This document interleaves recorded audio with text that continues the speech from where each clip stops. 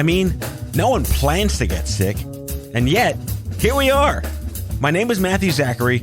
A quarter century ago, I was given 6 months to live with a diagnosis of terminal brain cancer. For more than 15 years, I've been ranting and raving on the air about stupid cancer and now stupid healthcare, and I'm just getting warmed up. So let's all go make healthcare suck less together, because you know what? We're all out of patience. Hey, that's the name of the show.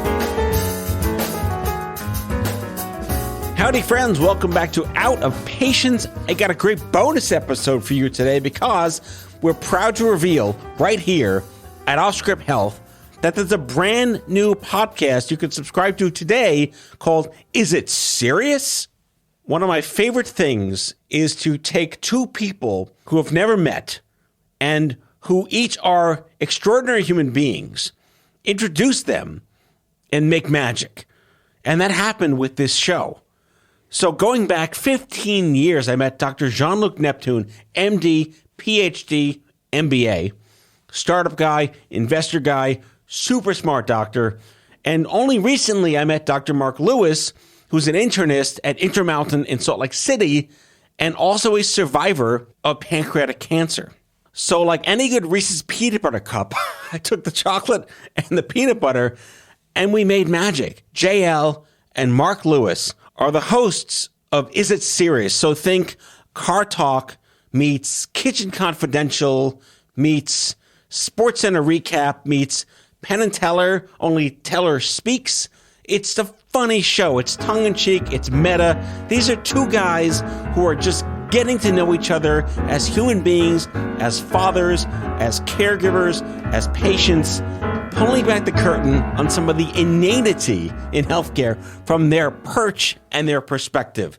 So we're hijacking this particular episode of Out of Patience for me to speak to both Luc Neptune and Mark Lewis, who have both been guests of mine right here on the Out of Patience podcast feed. So brace yourself for a fabulous conversation amongst the three of us about what it's like to be doctors in the 2020s, the pitfalls and shenanigans that are happening every day in the healthcare system, and what it's like to build a chemistry with a peer with so many common threads and invent a podcast for you. Is It Serious? Is available on the Offscrip Health Podcast Network and is available wherever you get your podcasts. Let's get started.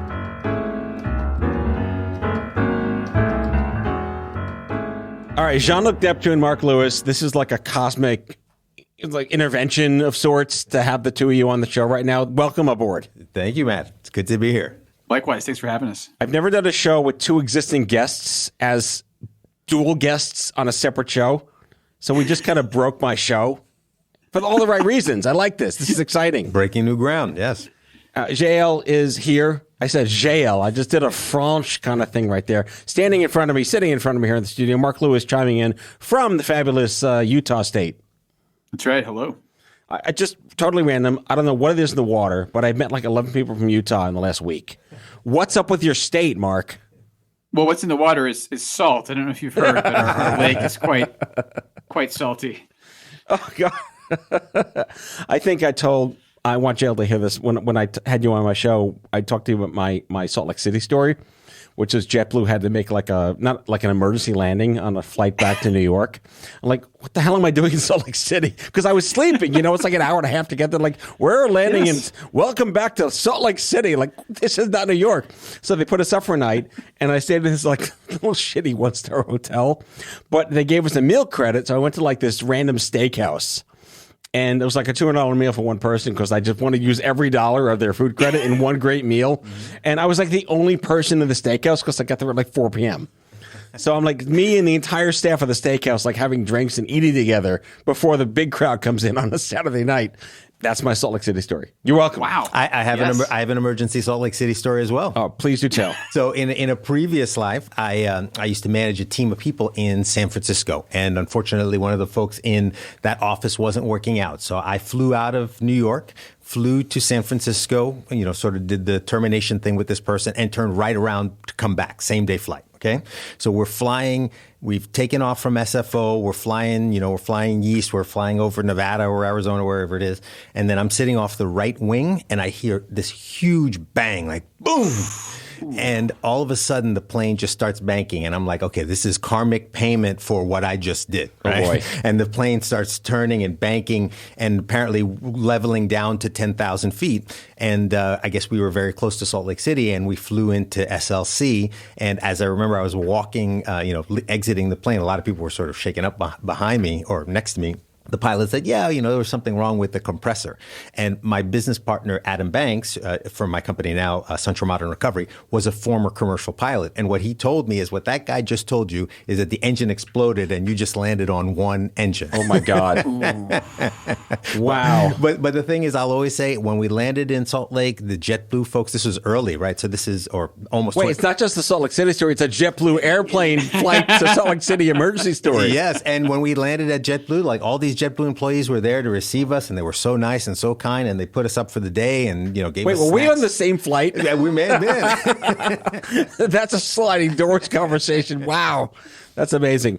I'm thrilled to have you both back on the show, again, collectively now instead of individually, because you guys are now hosts of a podcast right here at Offscrip on the Offscrip Podcast Network called Is It Serious?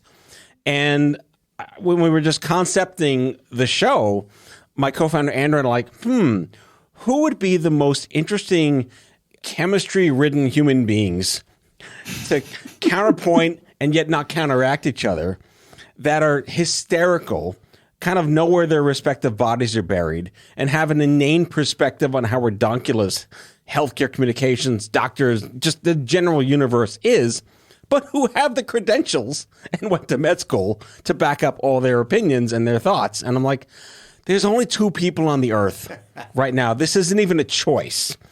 It's like, you're going with, you're doing Ryan Gosling for the reboot, of Blade Runner. Like, there's no choice. That's it. Yes, you had me at Ryan Gosling. Yes. Yeah, there's no more. So I'm like, Jean-Luc Neptune and Mark Lewis must know each other, must become instant friends, and must be the co-hosts of this show. And I want to just get a sense of your first impressions when I said, I love you, you're awesome, you're doing this. JL.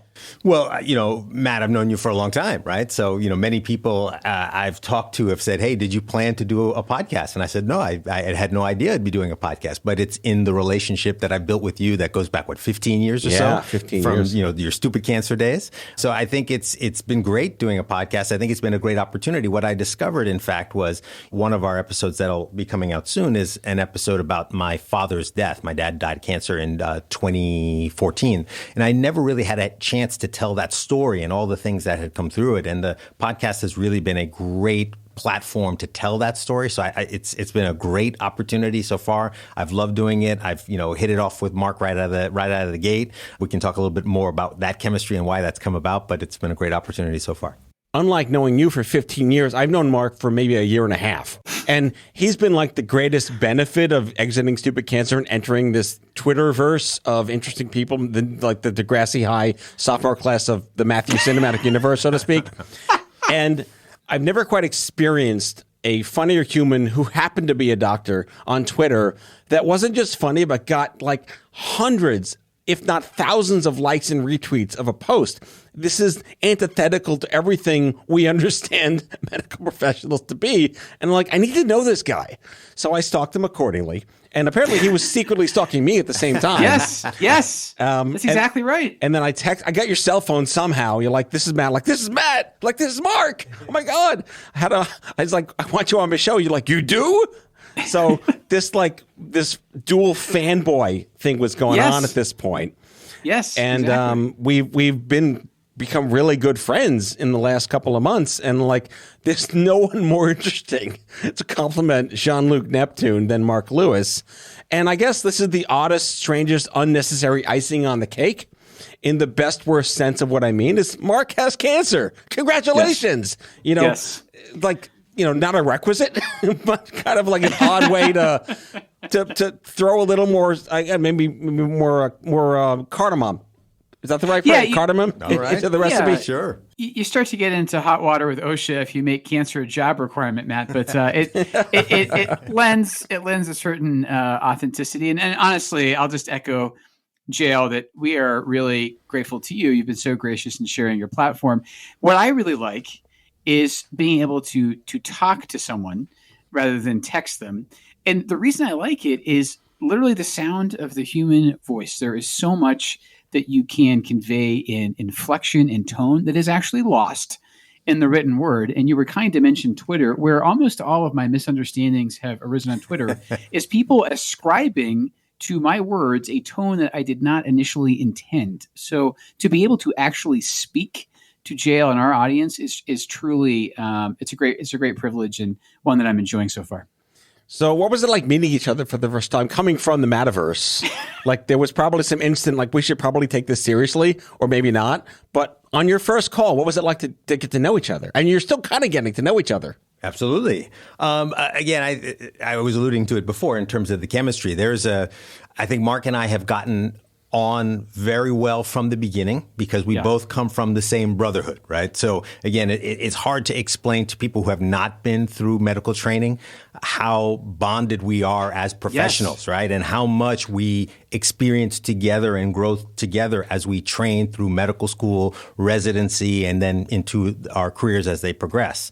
I always say that, some of the best friends that I ever have are from medical school and from residency because we went through such intense training periods together. And Mark is in the same specialty. Internal medicine tends to attract certain types of people. Yes. So, internists tend to be nerds.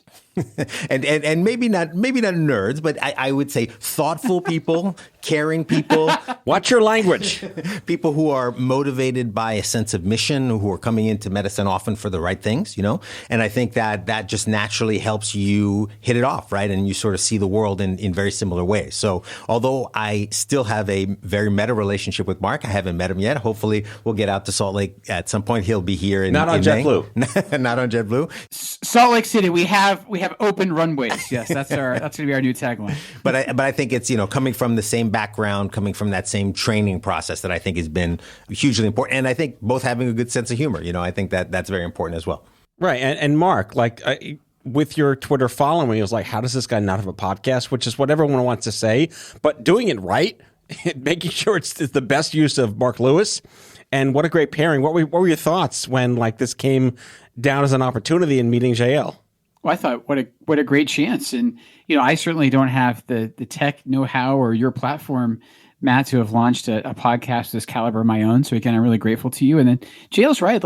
Without sounding haughty about it, medicine is almost like a vestige of the medieval guilds where you would train as an apprentice and you would learn your craft. And you go through this really intense crucible in that process that does bond you to other people, even people that you've actually never met in person.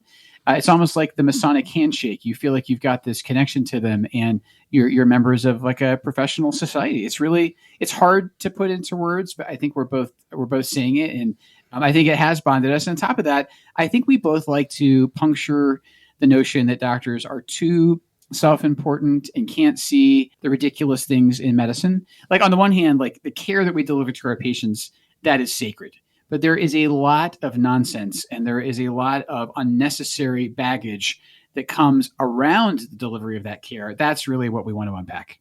You touched on my next question, which is this stoic perception of medical professionals as being lack of empathy, this low EQ mechanics that don't really think about humanity. But at the same time, you're still people, and sort of throwing back the curtain on the fact that you have families and children and you have gone through illness. And, if you trace back the out of patients feed, JL was on my show after he had COVID Classic. We had COVID Classic, 2020 COVID. That's right. Right? Pre-Delta COVID Classic.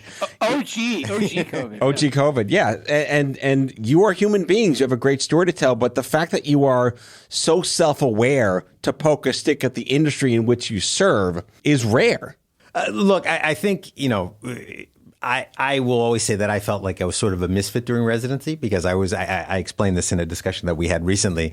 I didn't have any respect for the hierarchy, and I think that sort of got me in trouble sometimes. As Mark mentioned, it's a guild, right? And you have to respect that if you want to move up the ladder. For me, I was always very comfortable telling foolish people that they were foolish, or at least thinking that in my head, right? So I think that, part of how I come to this is having a different perspective. Remember, I've built a couple businesses, about that history. So I think that makes me a little different. I think if you look in Mark's history as well, you probably find some things that other doctors haven't done. Certainly his history as coming to the United States as a teenager. I think, we're sort of different to some extent, Yeah, we can't not let my listeners hear, I hate double negatives, your Scottish accent. All right. Oh, the brogue. Yeah, I'll bring it out now then. I'll just say, I'm really fortunate with my employer. Yeah, there's a lot of healthcare institutions that would not really smile upon their physicians having this degree of freedom of speech. And I know there's the tweet's my own caveat in my Twitter bio or whatever, but let's just think about how much my healthcare organization has allowed me to do what I want to do. They enabled live tweeting of my pancreatic cancer surgery in 2017. They provided cameras, they provided a social media team to do that. And that was really the first time I realized, wow, they are incredibly supportive of me, not just as a doctor here, but as a patient and a patient that wants to speak out. And so I sort of think that was my eureka moment that, wow, I really work in a great place and I am allowed to speak truth to power. Wait, now do Ewan McGregor as William Wallace. I love it. No, I want him to give me the intro scene to what's that damn movie called? Trainspotting. Trainspotting. I want to relive that scene, right? Oh, let's do it. She's life. She's a job. She's a career. She's a family. I want you and dental insurance and fixed interest mortgage repayments. She's a starter home. Choose your friends. We were colonized by wankers. That's great. That's good stuff. Oh, my goodness. All right. Well, we're going to take a quick break and come back with John Luc Neptune and Mark Lewis to talk about Is It Serious? The latest, greatest, awesome new podcast right here on the Offscrip Health Network. We'll be back in a second.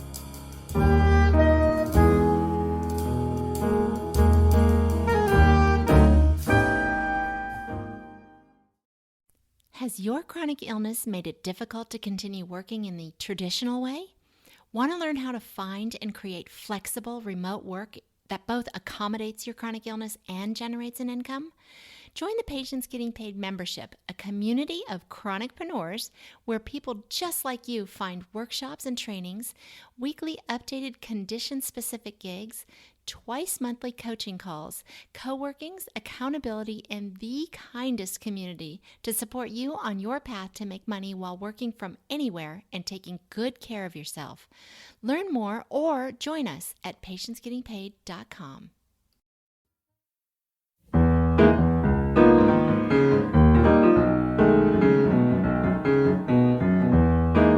All right, we're back, and let's talk about Is It Serious? Because it is kind of serious to bring to life a show with two doctors with amazing perspectives and experience who can make fun of themselves and the industry itself. I didn't think that there was anything kind of in the podcast universe to that effect. And in all the kind of pre-research that we did with our producers, everything's kind of boring. And the idea of radio is about personalities and thoughtful conversations and people excited to have that medical perspective. Talk about your conversations with our producers in building the formula for the show. We do want to take the subject matter, when appropriate, with the right amount of gravity, but also, like I said, it's really crucial to tease apart the actual practice of medicine from the context of healthcare. And I think we're trying to sort of explore that gap. And we also know that, again, one of the reasons doctors and doctor speak turns people off is it can be so sterile.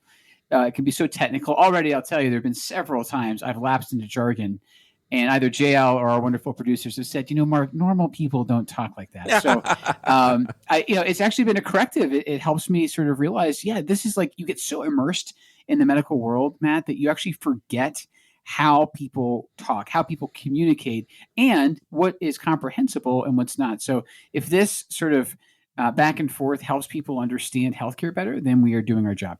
And look, for me in many of my businesses, I've struggled for a long time to try to find the right kind of tone when communicating with a general audience. On one hand, you have what is so much of like the academic medical center content out there, which is like a doctor in a white coat, literally like not frozen, not moving a single part of their body, his or her body, looking at the camera and just talking about a topic. And it's just, that doesn't work at all. The flip side is sort of like Dr. Drew sensationalized, kind of content that doesn't make you feel good as a doctor, right? And remember, what I always have to try to explain to people is I took an oath to be a physician, and I sort of have a commitment professionally to my profession and to the patients that I serve to respect that oath. So there's sort of a tension there in terms of, do you want to give really cool content that is like not good quality at all, or do you want to give the good quality stuff that's very boring? So we spent quite a bit of time trying to think about what's the middle ground for that. The original concept was car talk. For those who are familiar with the show, two brothers who talked about cars. They both happened to also go to MIT. So they were sort of brilliant guys, and they could talk real stuff about how cars work, and they could make it entertaining. So we were very much influenced by that. And then somewhere along the line, I think in the first couple of sessions, Mark also talked about Kitchen Confidential and Anthony Bourdain.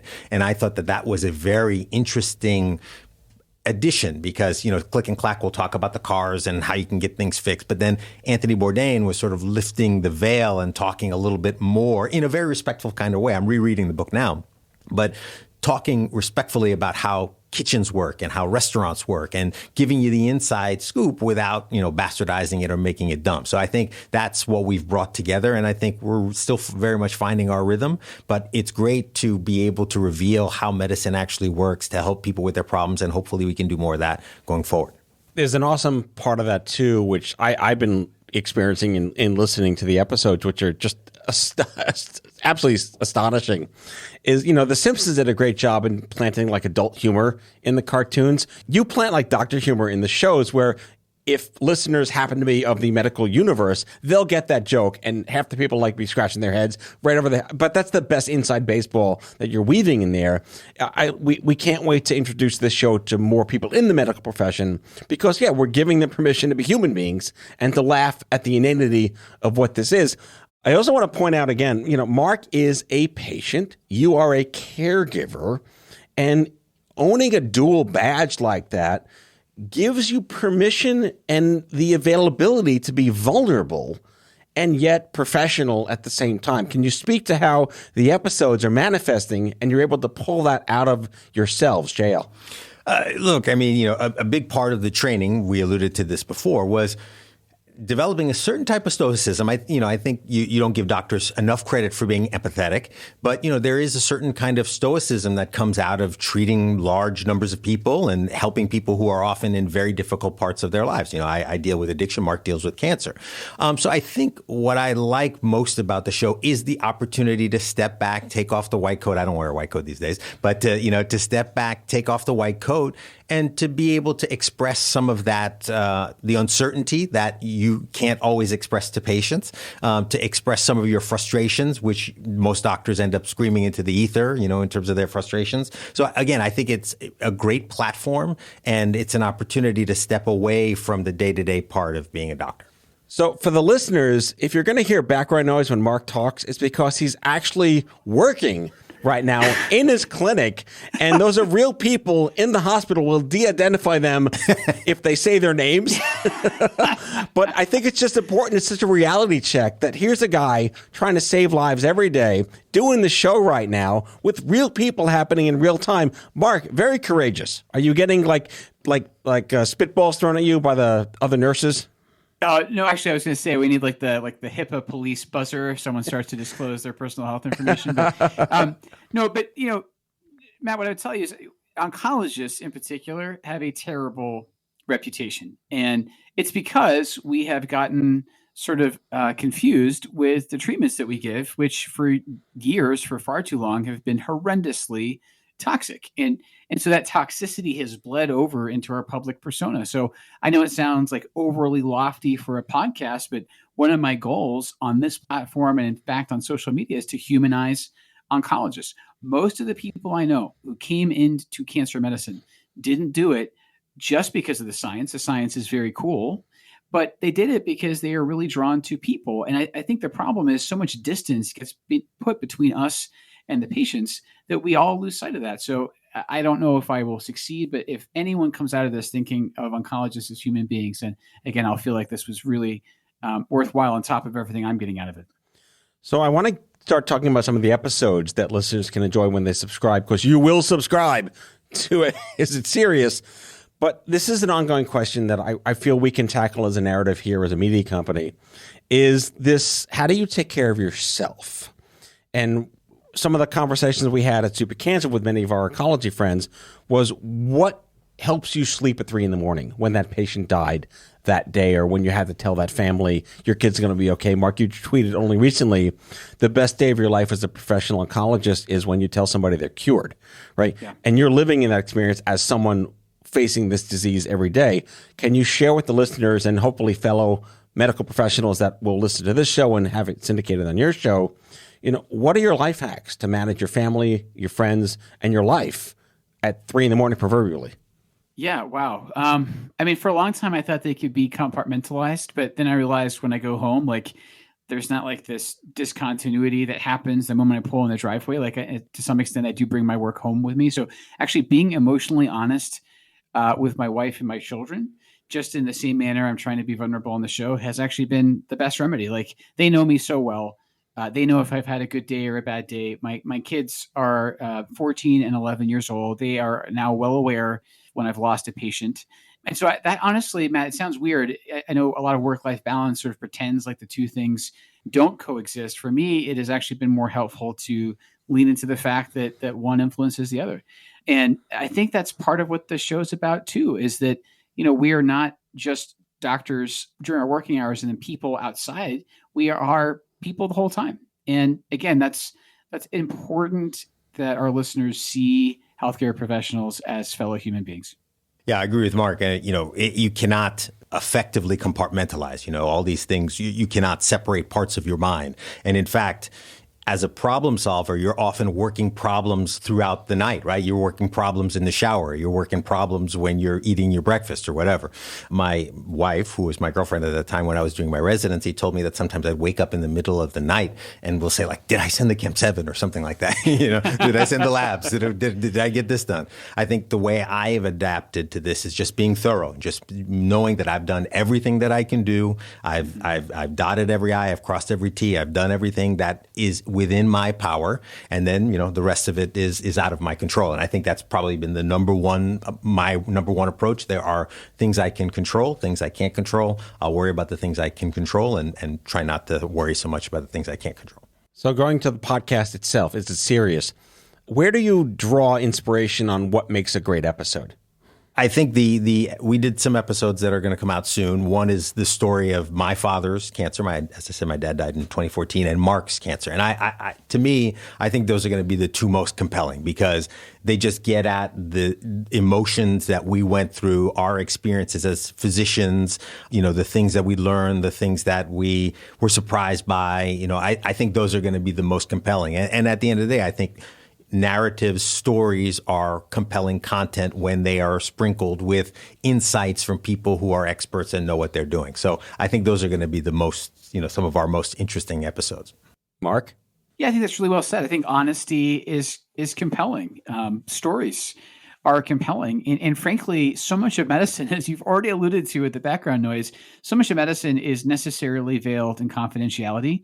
So our ability to waive our own privacy and let people in, that is ultimately very empowering. It's not something a lot of patients get to do. And the fact that I disclose my own genetic condition, I know that I am in an incredibly privileged position to be able to do that. There are many patients who can't, because they would literally have massive insurance penalties levied against them if that knowledge were to become public. So yeah, I think candor is really important. I think the hallmark of a great episode is really feeling like it was an authentic conversation. Yes, we prepare, we do our research and make sure we know exactly what we're talking about. But just the back and forth I have with JL, it feels like a conversation with a friend, and a friend that I'm getting to know. The other, I think, really cool through line of the show is and will be the evolution of our relationship. So let's wrap really quick by my favorite episode to date so far is the one where you make fun of drug ads on TV. I want to do a pull clip from that, and we'll figure out what the best 30 seconds are from that episode. But talk to us about what it was like to just like look through it's like you're going through the looking glass at what we're seeing on television and the bathtubs on the hill. JL, have you ever had a chance to totally poke a stick at TV ads for drug companies? I have not. And it's interesting because that was the first one we recorded, if I remember correctly. And, I think it was the first one because we had the most interesting things to say as we were preparing that episode. And, these concepts of how preposterous these ads are and how preposterous it is to be advertising these medications that have 45 seconds of side effects in a 60-second commercial. I think those were all the things that we thought were interesting. So, I love that episode. I think it's going to be a great episode because it gave us an opportunity to really be funny because there's a lot to poke fun at. But, I enjoy, again, when you have a career in medicine and you come up through the process, it's hard to be like the funny doctor. It's hard to be sort of the crazy doctor. That's the profession constricts and constrains sort of how you can express yourself. And certainly for me, that was always an issue, right? And I feel that the podcast is a platform and an instrument to sort of expand and pull out, Joy and Ariel and I have joked about like the evil JL and my evil laughter. And, again, that's the kind of thing that you don't always get a chance to do when you're, working as a doctor. So we're going to play a 30-second clip from the episode where they make fun of drug ads. And I think you're going to just be hooked on this episode, hooked on the series, and have a listen. Mark, Sundays I watch football, and it's painful to watch football. There was actually a post in the ESPN that said that for the last 10 years, the Jets and the Giants have been the worst teams in all of professional football. And this is what I hear on Sundays. So this is Jim Nantz, and if you're tuning into the New York Giants, the Giants are down 99-0 now at the end of the first quarter. The second quarter begins in a moment, but first a word from our sponsor. And always, always, always, it's a drug ad. I can't escape it. First and foremost, my condolences that you're living in the New York football market. I'm an oncologist. I help people process bad news, so just know that I'm here for you. If you've consumed a full day of NFL football, you've been sitting on your couch for 9 hours, and you may have circulatory problems. And so I don't think it's any coincidence that there tend to be drugs that, shall we say, target blood flow. So side effects of listening to is a series is like I like to punch the gut of hysteria. Is there's no what other side effects? I feel like the entire show should have a disclosure at the end about like side effects of listening to this may include hysteria, non-insomnia, a penchant to want to subscribe to different shows, a rush of adrenaline, all sorts of fun things. I can't thank you guys enough for coming on Out of Patience. And again, like we're kind of building an event horizon here of opportunity within the lens of the Offscrip Health podcast network. Dr. Jean-Luc Neptune and Dr. Mark Lewis are the co-hosts of Is It Serious? The latest, greatest new podcast right here at Offscrip Health on the Offscrip Health Podcast Network. Subscribe wherever you get your podcasts. And this episode, not sponsored by JetBlue and Salt Lake City. Gentlemen, thank you for joining me. Thank you very much for having us. Thanks, man. That's all for now. If you like the show, be sure to subscribe, leave a review on Apple Podcasts, follow us on social, and tell all your friends to listen. Tell us what you'd like Matthew to cover in his next episode by leaving a message for us at 855-AUDIO-66, and we might just use it in a future show. Out of Patience is a product of Offscrip Health. We are a healthcare engagement company built for patients and caregivers by patients and caregivers. Our executive producers are Matthew Zachary and Andrew McDowell. Our senior producer is Betsy Shepard. Our host is Matthew Zachary. It is recorded, mixed, and edited by Betsy Shepard. For advertising and media inquiries, email media@offscrip.com. That's media@offscrip.com. For more information, visit offscrip.com.